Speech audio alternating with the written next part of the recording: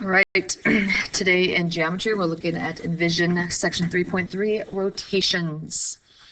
First simple question, what are the properties that identify rotation? After today, we should be able to draw and describe the rotation of a figure about a point of rotation for a given angle of rotation. So first, how can we draw a rotated image? So it says, how can you perform a 75-degree rotation of triangle XYZ about point P? So it tells me that each point in the triangle must rotate 75 degrees. Measure of the angle formed by each pre-image point, point P, and the corresponding image point will be 75 degrees. Okay? So step number one, to rotate X. So here I have triangle, so this is step number one down here. This is where I've started. Okay, so this is my beginning. So step one, to rotate X, draw PX to form one side of a 75-degree angle. So we're taking triangle XYZ, okay, and we're going to rotate it 75 degrees about this point P. So this is step number one. We would draw the line P to X to form one side of a 75-degree angle. Okay. So we just connect X and P. Step two, so this is step two. You would measure the angle, so we would use our protractor to measure a 75-degree angle going this way, and we would draw the other side, okay, which becomes PX prime. So we would label X prime down here. Step number three, we repeat steps 1 and 2 for Y and Z. Okay, so this is step 3. So we do the same thing for Y, we do the same thing for Z. Step 4, finally, we connect those dots to form triangle X prime, Y prime, and Z prime. So this triangle right here is this one rotated 75 degrees about point P. So the question says, do you think a rotated image would ever coincide with the original figure and explain? So coincide means be the same, okay? So could I take this image, could I rotate it and ever get back to where it was? That's the question. Our answer would be yes, right? If we rotate it at the complete circle. So yes, if you rotate 360 degrees, because there's 360 degrees in a circle. Okay, so that's an entire circle. Then you will be back to the original figure.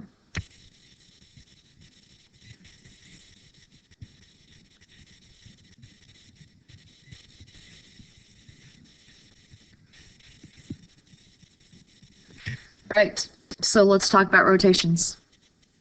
A rotation, and this is what our notation looks like. Notice that we are looking at a lowercase r.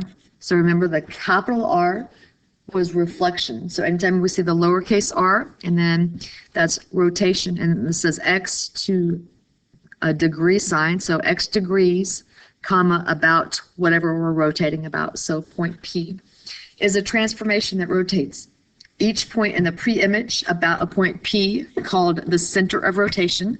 So that point P is the center of rotation, by an angle measure X degrees, called the angle of rotation. Rotation has these properties. So if we're looking at this picture over here, the image of P is P prime, and they are equal to each other. So P and P prime are the same. For a pre-image point A, so here is my pre-image A, PA and PA prime will equal the measure of angle APA prime, which is X degrees.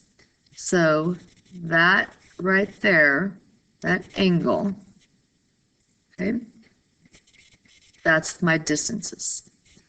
It tells me a rotation is a rigid motion. So again, length and angle measure are preserved. Very important. A rotation is counterclockwise to get a positive angle measure. So counterclockwise, so think about, here's your clock, right? Or if you're thinking about the coordinate plane, so if I'm thinking about my clock, here's a 12, right? Here is 3, Here is 6. Here's 9. So clocks run this way. So counterclockwise means I'm going this way. So counterclockwise, we go from quadrant 1 to 2 to 3 to 4 to get positive angles. Okay? Right. Let's look at rotations in the coordinate plane. So we have rules that can be used to rotate a figure 90 degrees, 180 degrees, and 270 degrees about the origin O in the coordinate plane. These are those rules. So lowercase r means rotation 90 degrees about the origin of the point x comma y becomes the point negative yx. So in this picture, I have the point 1, 2. I want to rotate it 90 degrees about the origin. So I'm going to now have the point 1, 2 is going to now become negative yx. So negative 2, 1. So negative 2 up 1 is going to be my point. That's going to be my rotation. So this, it would be a 90-degree angle there. Okay? If we rotate 180 degrees about the origin, our point xy is equal to negative x, negative y. So we change the sign of both of them. So here I have the point 1 comma 2 is going to become negative 1, negative 2. So if I plot that point, negative 1, negative 2, I would be right here. This would be 180 degrees.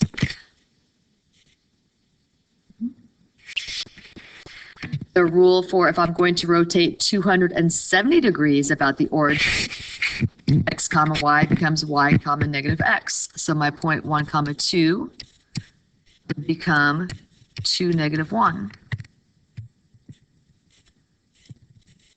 So this would be 270 degrees. So notice 90 degrees, okay, I'm going 1 quadrant over. 180 degrees, that's 2 quadrants down. 270 degrees, 3 quadrants, okay?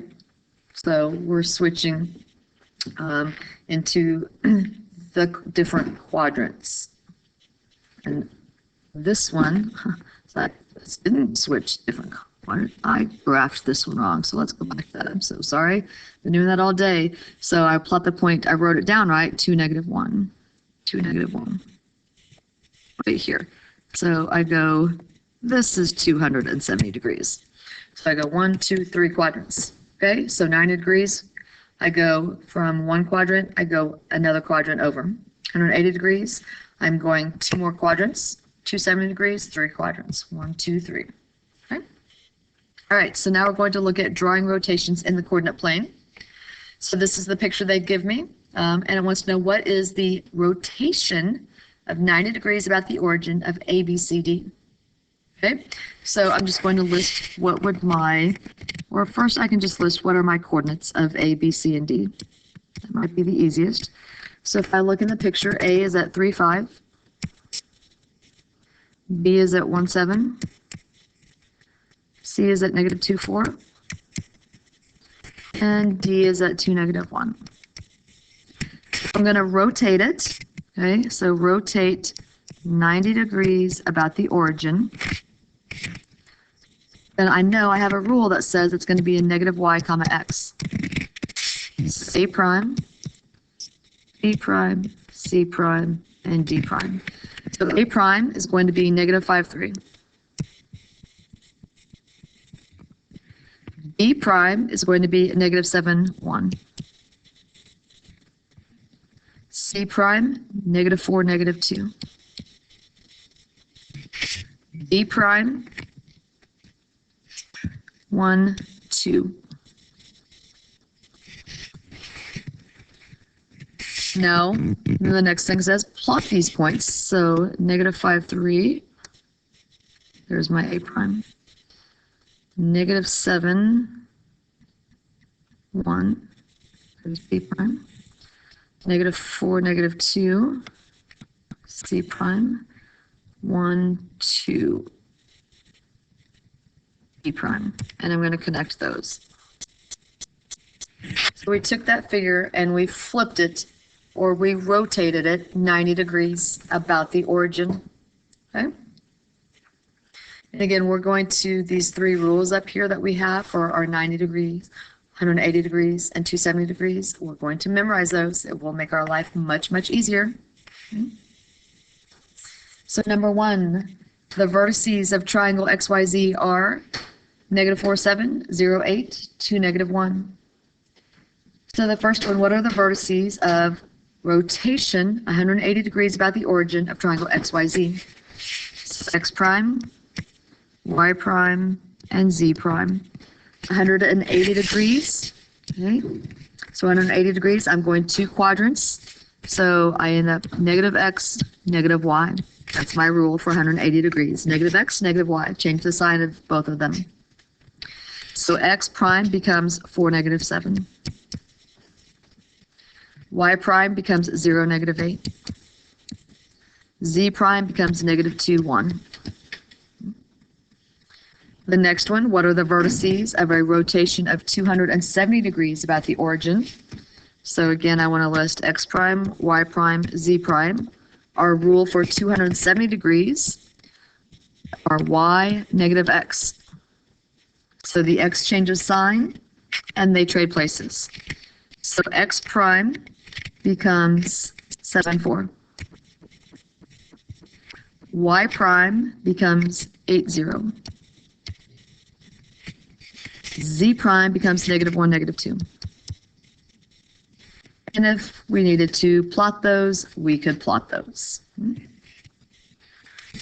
right, now we're going to look at using rotations. So it says the first drummer in a drum line is at the 20-yard line. The sixth drummer is at the 35-yard line. The drum line rotates counterclockwise 180 degrees about the sixth drummer, and then rotates 135 degrees clockwise about the first drummer. Where does the sixth drummer stand after the rotations? Describe the change in position as a composition of rotations. First, let's draw the pre-image. Okay, so the pre-image, our drummer starts at the 20-yard line. Okay, so 20-yard line, and I'm just going to put him in the middle here. Okay. And I'm actually going to label him B. Step number 2, we want to rotate the drum line 180 degrees about the sixth drum line. It tells me my sixth drummer was at the 35-yard line, so my 35-yard line right there, that's going to be my A. Okay. So my pre-image is AB. Okay. So I want to rotate the drum line 180 degrees about the sixth drum line. Okay, this is my sixth drum line. So if I rotate it 180 degrees about that, so this, okay, 180 degrees, my distance from the 20 to the 35-yard line, so is going to put me out here at, let's see if I go the same distance, the 50-yard line. This is going to be B prime, right? Because this rotated 180 degrees. Remember, 180 degrees always makes a straight line. Step number 3, rotate the sixth drum line, so that's my A, 135 degrees about the image of the first drum line. Okay, so about this, 135 degrees. So let me find my protractor here. So I'm going to measure 135 degrees. If this is at my 0, 135 degrees, it's going to be right here.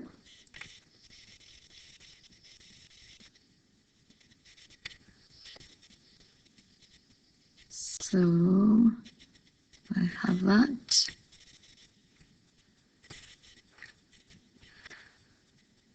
So somewhere on here is going to be my A prime. From here to here is 135 degrees. Okay. It says the drum line is first transformed by, what's the rule? Okay, so this first to get B prime, what was my rule? I had a rotation of how much? 180 degrees. About what? About A. There's my first rule. Then my second rule, to get this point, to get this one, it's a rotation of, remember we said that if we go counterclockwise, it's a positive angle. Okay, notice that I went clockwise, so my rotation here is going to be negative 135 degrees. About, what did I rotate about? I rotated about B prime. Okay. So that's the change in position as a composition of rotations. So my composition, rotation 180 degrees, comma A. Then, sorry, I'm writing it as a composition. So remember, composition,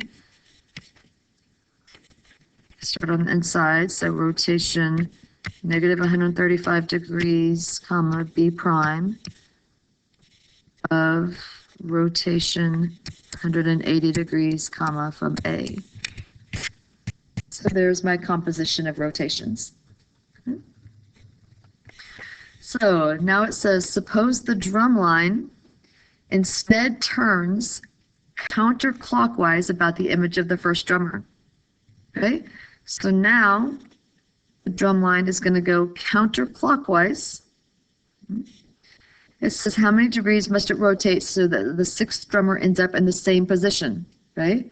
So instead of going clockwise, we're going to go counterclockwise. And it wants to know, how far do I have to go to end up right back up here? Remember at the beginning, we said how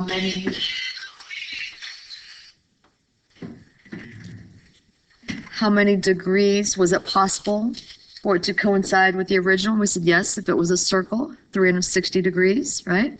So if I take my 360 degrees and I subtract how many degrees I've already gone, 135, that tells me if I go 225 degrees counterclockwise, so a 225 degree counterclockwise rotation puts me at the same spot, so is the same as a 135 degree clockwise rotation. And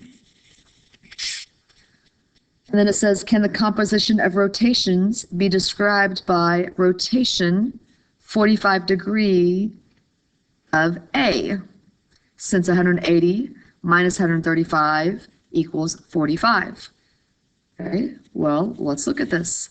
180, okay, 180 minus 135 is 45, but was I rotating about the same thing each time? So here I rotated about A, here I rotated about B prime. So I had two different centers of rotation, what I was rotating about. So no, I cannot describe it as this one. So no, because there are two different centers of rotation.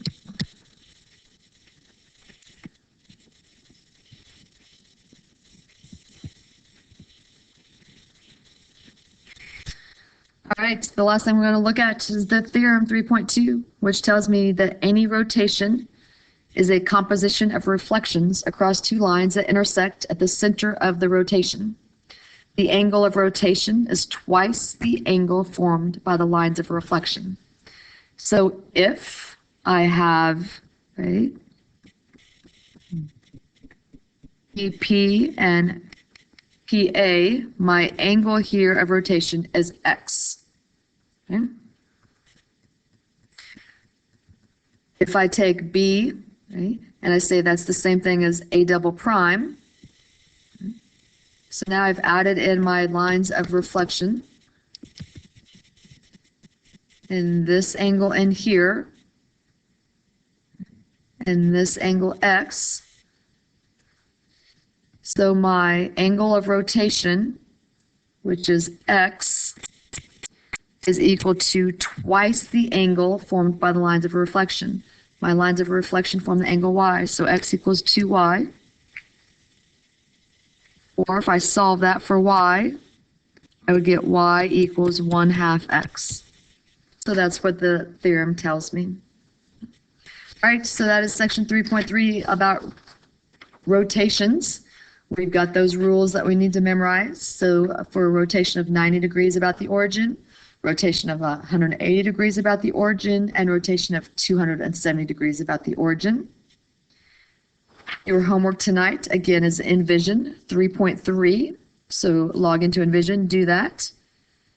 Once you submit it, go into Canvas and upload the screenshot of your scores. Tomorrow we will look at 3.4.